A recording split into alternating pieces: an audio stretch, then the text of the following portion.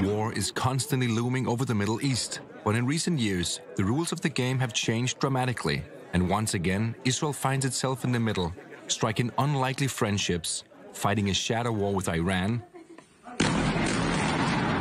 and preparing for a long-awaited U.S. plan for peace with the Palestinians. The most positive change for Israel seems to be the warming ties with Arab Gulf states. Former Israeli Prime Minister Ehud Olmert says shared interests play a big part in that. The Gulf countries, the Emirates, the others, are very, very interested in having good cooperation with Israel, and they have enormous respect for the abilities, for the strengths, and for the potential power that Israel adds to the possible resistance to all the attempts made by the radicals in Iran. Dennis Ross, the former Middle East envoy under U.S. President Bill Clinton, agrees. The threat from Iran is pushing Israel and Arab Gulf states closer. The perception of Israel as a country that will act against the threats that the Sunni Arab leaders see is now pretty deeply embedded. And unlike the United States, who President Trump signals that he doesn't want to be in the region, Israel is in the region. It's not going anyplace.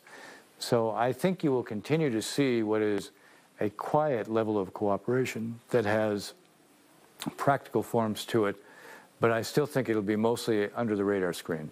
The Israeli-Palestinian conflict has been a major obstacle to fully normalizing ties with Arab states. These days, it might seem the issue is no longer a top priority for those Arab leaders. But as Israel's relations with Jordan and Egypt make clear, the Palestinian issue still matters.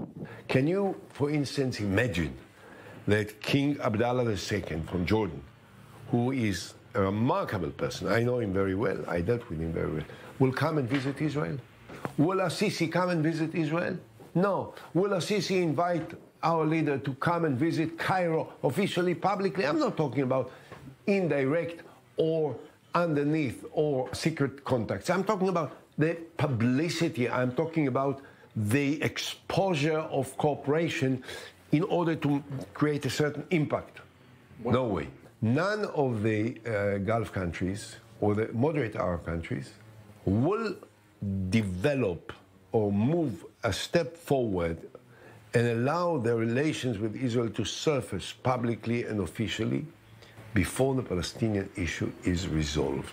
Dennis Ross agrees the Israeli-Palestinian conflict is still a key factor, since anti-Israel sentiment has been part of Arab identity for decades. Well, these attitudes got socialized, they got embedded, they were part of the educational system.